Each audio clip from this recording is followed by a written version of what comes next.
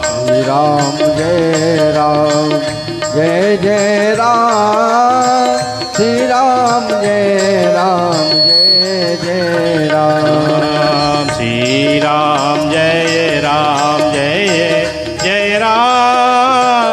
श्री राम जय जय राम श्री राम जय जय राम श्री राम जय जय राम।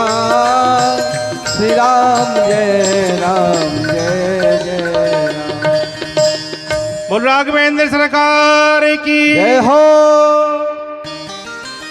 खडवांग ऋषि ने अपना 2 घड़ी में कल्याण कर लिया, 48 मिनट में। हमें लगता है गोस्वामी तुलसीदास जी ने दोहा लिखा हुआ है। इसी श्लोक को देख करके गोस्वामी तुलसीदास जी ने दोहा लिखा, एक घड़ी आदि मह पुनियाद, तुलसी संगत साधु की, हरे कोटि अपराध। सुखदेव जी कहते हैं, राजन, इसलिए तुम अपने अंदर से ये चिंता छोड़ दो कि हमारा कल्याण कैसे होगा। और सुखदेव जी कहते हैं, हम बैठे हैं, हम कल्याण कराएंगे। हम लोग डॉक्टर कहते जाए, कोई बीमार व्यक्ति मरीज डॉक्टर के पास जाए और डॉक्टर अगर करने के बोल दे, अरे क्यों चिंता कर रहे, हम तो बैठे हैं, हम ठीक करेंगे तुम्हें, तो डॉक्टर के इतना बोलते ही मरीज आधा सा ठीक तुरंत हो जाता है। बल मिल जाता है कि अरे डॉक्टर साहब बोल रहे कछु नहीं बहुत, तुम्हें ठीक हो तुम, हम ठीक कर रहे हैं तुम्हें। तो आधो से मरीज तो जब ही ठीक हो जाता बिना दवाई खाए। आज सुखदेव जी कहते हैं परीक्षित से कि राजन चिंता मत करो, हम हैं, 7 दिन तक हम तुम्हें कथा सुनाएंगे और तुम्हारा कल्याण करेंगे। इतना सुनते ही परीक्षित जी को बल मिल गया और आगे सुखदेव जी ने अनेकों चरित्र सुनाए, पूरे विश्व ब्रह्मांड का वर्णन करके सुनाया, विराट पुरुष का वर्णन करके सुनाया और उसमें सुनाया पाताल में तस्सहि पाद मूलम। पाताल लोग जो है भगवान के वो तलवे हैं, अपने पैर के पंजों के नीचे के तलवे रहते जो पाताल लोग वो तलवे हैं। जितने भी वृक्ष हैं, पेड़ पौधे लगे, ये भगवान के रोमकूप हैं। जैसे हमारे शरीर में रोमा रहते हैं जी, रोमा, तो ये वृक्ष सारे भगवान के रोमे हैं। नदियां भगवान की नस नाड़ियां हैं, पर्वत भगवान की हड्डियां हैं। ऐसे विराट पुरुष का वर्णन श्री सुखदेव जी ने परीक्षित को सुनाया। आगे कुछ सकाम भाव से कथा सुनने वालों के लिए कैसे कैसे किस देवता की उपासना करने से और किस किस वस्तु की कामना पूर्ति होती है उसका भी उपाय बताया है। कहते हैं अगर अन्न की कामना हो, आप लोग किसान लोग बैठे हो, आप लोगों की इच्छा हो कि हमारे खेतों में खूब अन्न पैदा होवे, कभी अन्न की कमी नहीं आए, तो सुखदेव जी कहते हैं अन्न की कामना हो तो अदिति मैया की उपासना करो, देवताओं की माता अदिति। विद्वान बनने की कामना हो, किसी के मन में हो कि हम बहुत विद्वान हो जाएं, जय जयकार हो जाए त्रिलोकी में हमारी, तो भोले बाबा की उपासना करो, भोलेनाथ ज्ञान के देवता है। सुंदर पत्नी की इच्छा हो, किसी का विवाह नहीं हो रहा हो, मन में हो कि सुंदर पत्नी हमें मिल जाए, तो सुखदेव जी कहते हैं कि उर्वशी अप्सरा की उपासना करो। उर्वशी की उपासना करने से सुंदर पत्नी मिलती है। दाम्पत्य जीवन में कलह है, रोज घर जाकर के झगड़ा होता है पति पत्नी में, खूब डंडे बजते हैं, एक दूसरे को गालियां बकते हैं, ऐसा कलहपूर्ण जीवन है और दाम्पत्य जीवन में सुखी होना चाहते हो तो माता पार्वती की उपासना करो। पार्वती मैया की उपासना करने से दाम्पत्य जीवन सुखी हो जाता है, कभी झगड़ा नहीं होता आपस में। तो जौन माता हो चिंता हो वे कह रहे हमारे पति आकर के रोज हमें गरियाउत हैं, गाड़ी देते हैं, मारत हैं, पीटत हैं, तो ऐसी माताएं पार्वती मैया की उपासना करें तो उनके दाम्पत्य जीवन का जो कलह है वो दूर हो जाएगा। आगे सुखदेव जी कहते हैं राजपद की उपासना इच्छा होवे, कोई चाहे कि हम सरपंच बन जाए, हम मंत्री बन जाए, पार्षद बन जाए, विधायक बन जाए, तो कहते मनुओं की उपासना करो। मनुओं की उपासना करने से राजपद प्राप्त होता है। और किसी का रूप रंग अच्छा नहीं हो, मन में होवे कि हम खूब सुंदर हो जाए, खूब गोरे हो जाए, तो कहते हैं गंधर्वों की उपासना करो। ऐसे अनेकों कामनाओं की पूर्ति के लिए सुखदेव जी ने अनेक अनेक देवताओं की उपासना के चरित्र बताए हैं। किस किस देवता की उपासना करने से और किस किस फल की प्राप्ति होती है। बोली वृंदावन बिहारी लाल की जय हो। आइए महाराज जी बैठिए।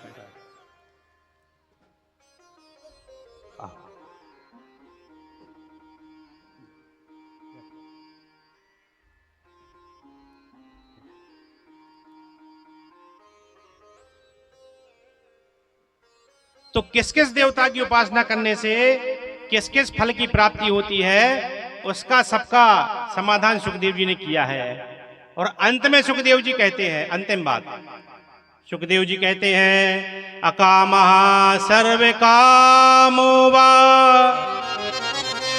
मोक्ष काम उदारधि तीव्रेण भक्ति योगेन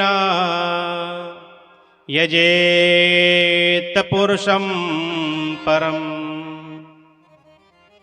सुखदेव जी कहते हैं ये तो कामनाएं हो गई, लेकिन एक एक कामना के लिए एक एक देवता की उपासना बताई। लेकिन आप लोग मन में सोचो कि अरे हमें तो अन्न भी चाहिए, सुंदर रूप भी चाहिए, सुंदर पत्नी भी चाहिए, घर में कलह भी ना हो, सब कुछ चाहिए हमें, तो कितने देवताओं की उपासना करें। तो सुखदेव जी अंत में उपाय बताते हैं अकामः सर्व कामो वा मोक्ष काम उदारधि। किसी के मन में सारी कामनाएं हो कि हमें सब कुछ चाहिए, अथवा कुछ ऐसे संत हैं जिनको कुछ नहीं चाहिए, तो अकाम भी है। अगर किसी के मन में हो कि हमें तो भैया कुछ नहीं चाहिए, निष्काम भाव से हम भजन करना चाहते हैं, तब क्या करें। तो कहते हैं यजेत पुरुषम परम। ऐसी स्थिति में केवल एक भगवान नारायण का ही स्मरण करो, भगवान नारायण का ही, भगवान राम जी का, कृष्ण जी का भजन करो। जिसके मन में सारी कामनाएं होगी वो सारी कामना ही पूरी हो जाएंगी, और जिसके मन में कोई कामना नहीं होगी उसको भगवान के चरणारविंदों की प्राप्ति हो जाएगी। लेकिन एक इस श्लोक में एक बहुत बारीक बात है। सुखदेव जी कहते हैं अकामः सर्व कामो वा मोक्ष काम उदारधि। तीन बातें कही हैं कि जो निष्काम भाव से भजन करना चाहता है, जिसको कुछ नहीं चाहिए, अथवा जिसको सब कुछ चाहिए, और तीसरी बात कहते हैं जिसको मोक्ष चाहिए। तो अब इन तीन बातों में हम लोगों के मन में एक भ्रम बना हुआ है कि लोग कहते हैं अरे भैया हमें तो कुछ नहीं चाहिए, हम तो निष्काम भाव से भगवान का भजन करते हैं, केवल मोक्ष प्राप्त हो जाए। तो अगर मोक्ष की कामना, मोक्ष की बात आपके हृदय में है, तो वो भजन निष्काम नहीं है, वो भी सकाम भजन है। क्यों? अगर निष्काम होता तो सुखदेव जी को तीसरी बात यहां लेने की जरूरत नहीं पड़ती, अकाम में ही मोक्ष काम की बात आ जाती। लेकिन अकाम कहकर के मोक्ष काम फिर से कहा, इसका मतलब है मोक्ष की कामना भी एक प्रकार की कामना है, वो निष्कामता नहीं है। इसलिए आपके मन में निष्काम हो, कोई भी कामना ना हो, अथवा बहुत सारी कामनाएं हो, अथवा मोक्ष की इच्छा हो, तो भी केवल एक भगवान का भजन करो। यजेत पुरुषम परम। इसका मतलब है कि केवल भगवान को ही भजन करो, सारे देवताओं को मानो, जहां जिसकी पूजा का अवसर आए पूजा करो, लेकिन उन देवताओं के माध्यम से भी आपकी पूजा भगवान के चरणों में ही जाती है। क्योंकि जिस देवी देवता का आप भजन करोगे वो स्वयं भी भगवान का ही भजन करते हैं। इसलिए जहां अवसर मिले देवी देवताओं का भजन करो, बाकी समय में निष्काम भाव से केवल भगवान का भजन करो। बोल भक्त वत्सल भगवान की जय, सुखदेव जी महाराज की जय हो। आगे श्री सुखदेव जी महाराज ने 24 अवतारों का वर्णन ब्रह्मा जी के माध्यम से नारद जी को श्रवण कराया। कल भी हमने वर्णन किया था, 24 अवतारों के नाम लेकर के सुनाए थे। और वही 24 अवतारों का वर्णन अब ब्रह्मा जी के माध्यम से सुखदेव जी महाराज वर्णन करते हैं कि राजन, सबसे पहले इस संसार में कुछ नहीं था, केवल भगवान ही भगवान थे, अकेले ही थे भगवान, ऐसे ही मान लो। तो आप लोगों को अकेला छोड़ दिया जाए, पूरी दुनिया में कोई ना हो, तो कैसा लगेगा? कोई बतियाने वाला ही नहीं है। तो भगवान भी अकेले ही थे और आज भी अकेले ही है। तो भगवान ने सोचा कि हम एक से अनेक हो जाए, इसी भाव से ही भगवान ने सृष्टि का विस्तार किया। और सृष्टि क्रम में सबसे पहले ब्रह्मा जी की उत्पत्ति हुई है। भगवान के नाभि कमल से ब्रह्मा जी की उत्पत्ति हुई। ब्रह्मा जी ने सोचा कि हम कौन हैं और चारों तरफ देखने की इच्छा की, तो ब्रह्मा जी के चतुर्मुख हो गए, 4 मुख हो गए। फिर ब्रह्मा जी ने सोचा क्या करें, तो 2 शब्द ब्रह्मा जी को सुनाई पड़े, ता और पा, तकार और पकार, तप। तो ब्रह्मा जी ने सोचा तप की आज्ञा मिली है, तो ब्रह्मा जी ने फिर भगवान का भजन किया कई हजार वर्षों तक। और फिर ब्रह्मा जी को भगवान ने प्रकट होकर के सबसे पहले 4 श्लोकों में श्रीमद् भागवत की कथा श्रवण कराई है, जिसको चतुश्लोकी भागवत कहते हैं। द्वितीय स्कंद के 9वें अध्याय में चतुश्लोकी भागवत का वर्णन आया है। यद्यपि ये चर्चाएं थोड़ी कठिन हैं, हो सकता है आप लोगों को समझ में ना भी आ रही हो, लेकिन ये कहना आवश्यक, क्योंकि मूल भागवत की कथा यही है। तो भले ही समझ में नहीं आए, लेकिन चुपचाप सुनते रहो, थोड़ा बहुत तो समझ में आएगा।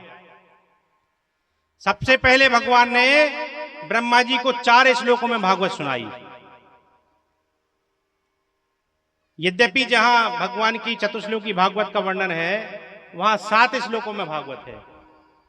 7 श्लोक भगवान ने बोले हैं, लेकिन उनमें से 4 श्लोकों को श्रीमद् भागवत की चतुश्लोकी कही जाती है। तो आप लोग कहेंगे जब 7 श्लोक बोले तो 4 को ही गिनती में क्यों लिया? तो हमारे महाराज जी कहते कि 4 श्लोकों के पहले जो 2 श्लोक हैं वो चतुश्लोकी भागवत की भूमिका है, और अंतिम जो श्लोक है 7वां, वह भागवत का उपसंहार है, और बीच के जो 4 श्लोक हैं वही चतुश्लोकी भागवत है। तो कम से कम 4 श्लोकों का स्मरण तो कर ही लें। यद्यपि सवेरे पाठ के क्रम में हमने द्वितीय स्कंद का पूरा पाठ किया था आज, तो उसमें इनकी चर्चा हो चुकी है, फिर भी कम से कम 4 श्लोकों का उच्चारण कर दें। भगवान कहते, अहमेवा समे बाग्रे नान्यत्यत् सत् परम पश्चादहम यदे तच्चायो विशिष्येत सोऽस्म्यहम्। पहला श्लोक। इस पहले श्लोक में भगवान ने तत्व का उपदेश दिया है। अहमेवा समे बाग्रे नान्यत यत् सत् परम। भगवान कहते हैं ब्रह्मा जी, इस संसार में जो भी जहां तक तुम्हें दिखाई दे रहा है, वहां तक केवल मैं ही मैं हूं, मेरे अलावा संसार में कुछ भी नहीं है। यह है तत्व का उपदेश पहले श्लोक में। द्वितीय श्लोक में ब्रह्मा जी भगवान जी कहते हैं, ऋते अर्थम यत् प्रतीयेता ना प्रतीयेत चात्मनि तद्विद्यात्मनो मायाम यथा भासो यथा तमा। दूसरे श्लोक में भगवान ने माया की व्याख्या की है कि हमारी माया क्या है। तृतीय श्लोक में भगवान जगत की व्याख्या करते हैं। भगवान कहते हैं, यथा महान्ति भूतानि भूतेषु चावचेषनु प्रविष्टान्य प्रविष्टानि तथा तेषु न तेभ्यहम्। ये जगत की व्याख्या है तीसरे श्लोक में। और चौथे श्लोक में जिज्ञासु की बात कही है, एतावते विजिज्ञास्यम् तत्तु जिज्ञासुनात्मना अन्वय व्यतिरेकाभ्यम् यत्स्यात् सर्वत्र सर्वदा।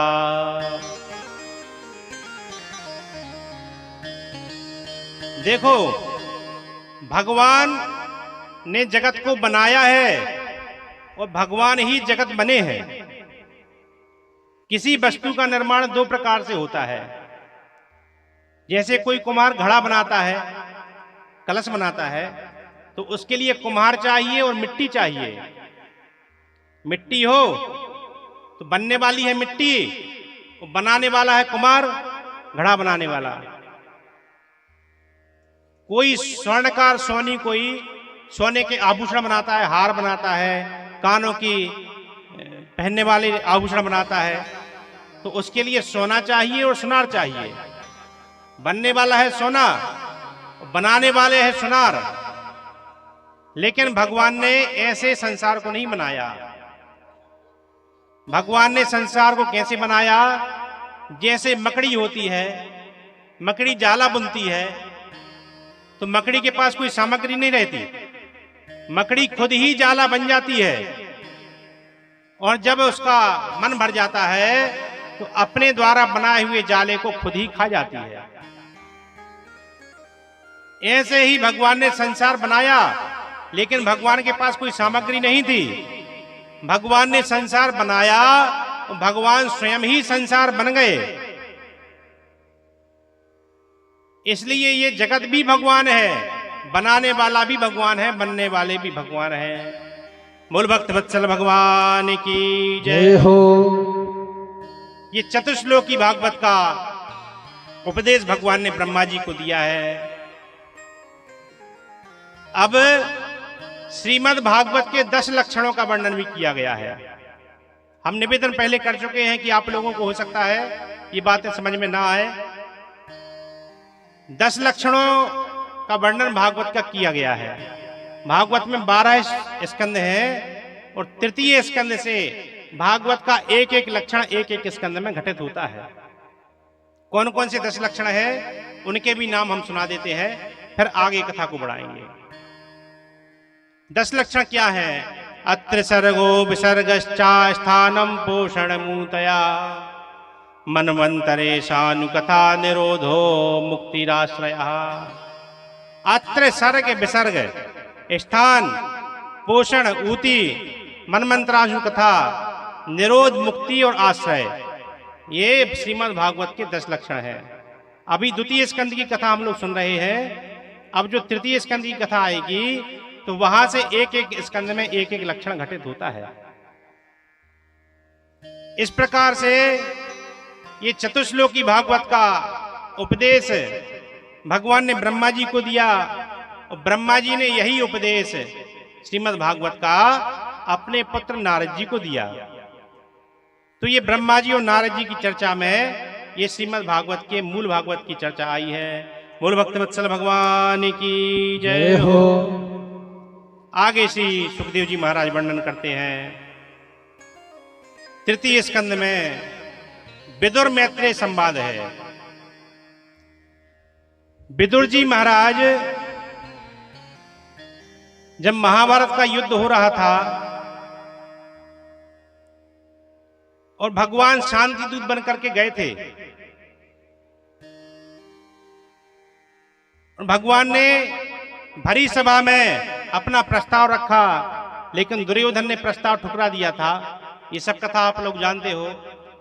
उस समय दुर्योधन ने 56 व्यंजन बनवाए थे शकुनी के कहने पर, और सबसे सुंदर महल था दुशासन का।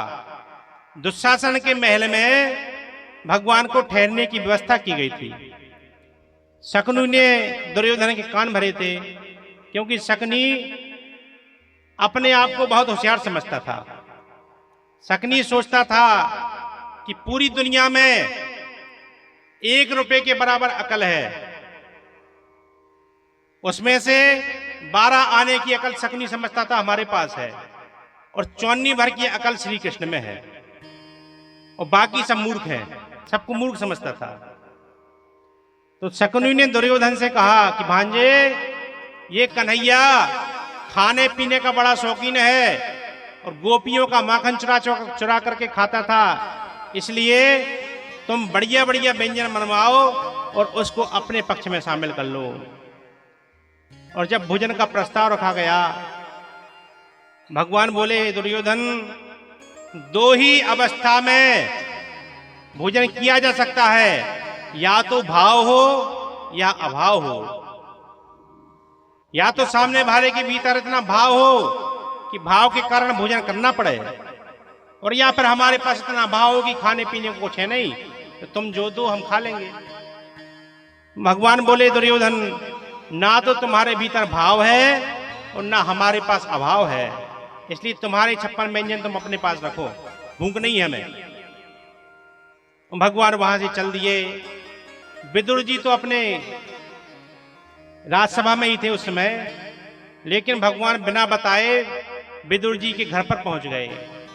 उस समय विदुरानी जी स्नान कर रही थी और भगवान ने दरवाजा खटखटाया, जोर जोर से चिल्लाए, अरे काकी दरवाजा खोलो, दरवाजा खोलो। भगवान की आवाज जैसे ही विदुरानी के कान में पड़ी तो विदुरानी स्नान कर रही थी। उसी अवस्था में विदुरानी भागी, दरवाजा खोला तो अर्ध स्नान किया हुआ था। भगवान ने देखा तो तुरंत अपना पीतांबर काकी को उड़ा दिया। होश ही नहीं कि हमने कैसे वस्त्र पहने कैसे नहीं पहने, इतने प्रेम में भर गई विदुरानी। भगवान बोले, काकी बड़ी जोर की भूख लगी है, पेट में चूहे कूद रहे हैं, जल्दी से कुछ खाने को दो, कुछ खाने को दो। ये है हमारे भगवान। अभी एक क्षण पहले दुर्योधन से बोल रहे थे कि हमें भूख नहीं है, ले जाओ 56 व्यंजन, और अभी एक क्षण के बाद विदुरानी के पास आए तो इतनी जोर की भूख इनको लगाई उतने समय में कि विदुरानी से कहते, जल्दी भोजन दो, जल्दी कुछ खाने को दो, बहुत जोर की भूख लगी है। विदुरानी बोली, प्रभु थोड़ा समय तो दो, थोड़ा बथुए की जो भाजी है वो तो उबाल दें, क्योंकि वही खाते थे विदुर जी। भगवान बोले, इतना तो समय है ही नहीं, इतने में तो हम बेहोश हो जाएंगे, इतने जोर की भूख लग रही है, जो भी रखा हो वो ले आओ तुम तो। विदुरानी जी प्रेम में भर गई। और आप लोगों ने सुना ही होगा, केले के फल लेकर के विदुरानी आई और प्रेम में भर करके केला छील छील करके, और केले का जो गूदा होता है उसको एक तरफ फेंक दी और केले के छिलके भगवान को पकड़ा रही। भगवान इतने प्रेम से, इतने प्रसन्न होकर के केले के छिलके पा रहे, कहते, ओह क्या बात है काकी, आज तो आपके द्वारा दिए हुए इन केलों में बहुत स्वाद मिल रहा है, बहुत आनंद आ रहा है। होश ही नहीं विदुरानी को कि हम क्या खिला रहे हैं। इतने में विदुर जी आए, उन्हें देखा कि ये पागल मूर्ख हो गई क्या। विदुर जी चिल्ला के दौड़े, अरे पागल हो गई हो तुम, क्या कर रही हो, भगवान को छिलके खिला रही, केला एक तरफ फेंकती जा रही। तब विदुरानी को होश आया, अरे राम राम राम राम, हमने तो ध्यान ही नहीं दिया, इतनी देर से हम छिलके खिला रहे, भगवान खा भी रहे। तब विदुर जी ने भगवान को भी डांटा, अरे बोले प्रभु ये तो पागल है, मूर्ख है, ये तो उल्टे सीधे काम करती है, आपको तो समझ है, इसने छिलके खिलाए आपने खा लिए, कम से कम आपको टोकना चाहिए कि छिलके मत खिलाओ। और विदुर जी ने विदुरानी को हटा दिया और विदुर जी स्वयं खिलाने के लिए बैठे। अब विदुर जी केला छील करके भगवान को खिलाते तो भगवान केला खा तो लेते, लेकिन कहीं इस तरफ मुंह से कोड़ते, कहीं इस तरफ मुंह से कोड़ते, नाक से कोड़ते। विदुर जी बोले, प्रभु क्या बात है, केले का स्वाद ठीक नहीं है क्या, पसंद नहीं आ रहे। भगवान बोले, विदुर जी क्या बताएं, बुरा नहीं मानना, लेकिन जो स्वाद काकी के द्वारा खिलाए हुए छिलकों में आ रहा था वो आपके द्वारा खिलाए हुए केलों में नहीं आ रहा। ऐसे भगवान प्रेम पर रिश्ते हैं। और महाभारत में वर्णन है, भगवान ने केले खाए, भगवान बोले, विदुर जी अब हमें थोड़ी नींद आ रही है। विदुर जी बोले, ठीक है प्रभु आप लेटिए। तो भगवान विदुर जी की गोद में ही लेट गए, जंघा पर सिर रख करके लेट गए और कुछ देर भगवान ने विश्राम किया। तो भगवान के कान में मकराकृत कुंडल थे, कुंडल पहने हुए थे। तो एक तरफ करोटा लेकर के भगवान लेटे तो उस कुंडल की छाप विदुर जी की जंघा पर परमानेंट पड़ गई थी। छाप लग गई थी कुंडल की। और जब कभी संतों के बीच में विदुर जी जाते थे और कोई प्रसंग चलता था तो तुरंत विदुर जी अपनी जंघा निकाल करके दिखाते कि देखो ऐसे वैसे नहीं है, साक्षात द्वारकाधीश हमारी गोदी में लेटे हैं, ये देखो उनके कुंडल की छाप पड़ी हुई है, कुंडल की छाप छप गई। ऐसे भक्त विदुर जी थे। तो श्रीमद् भागवत के अनुसार भगवान ने उसी दिन विदुर जी से कहा था कि विदुर जी अब आगे जो होने वाला है वो आपसे देखा नहीं जाएगा, इसलिए आप तीर्थ यात्रा कर आओ। और श्रीमद् भागवत के अनुसार विदुर जी 36 वर्ष की तीर्थ यात्रा पर निकले। महाभारत के युद्ध में विदुर जी वहां उपस्थित नहीं है, ये भागवत की कथा के अनुसार। लेकिन महाभारत में जो कथा आई है उसके अनुसार विदुर जी तीर्थ यात्रा पर नहीं गए, उन्होंने अपने नेत्रों के सामने ही महाभारत होती देखी है। हस्तिनापुर में ही विदुर जी रहे। आप लोग कहेंगे इतना अंतर क्यों आता है कथाओं में, ये सब काल्पनिक है क्या? ये काल्पनिक नहीं है, अलग अलग कल्प की कथाएं हैं। प्रत्येक कल्प में भगवान के अवतार होते हैं। तो श्रीमद् भागवत में जो कथा आई है वह सारस्वत कल्प की कथा है, और महाभारत में जो कथा आई है वह श्री श्वेतवाराह कल्प की कथा है, जो कल्प अभी चल रहा है। तो दोनों कथाओं में थोड़ी थोड़ी कहीं कहीं भिन्नता देखने को मिलती है। 36 वर्ष तक विदुर जी ने तीर्थ यात्रा की। 36 वर्ष बाद विदुर जी का संवाद यमुना तट पर श्री उद्धव जी से भेंट हुई।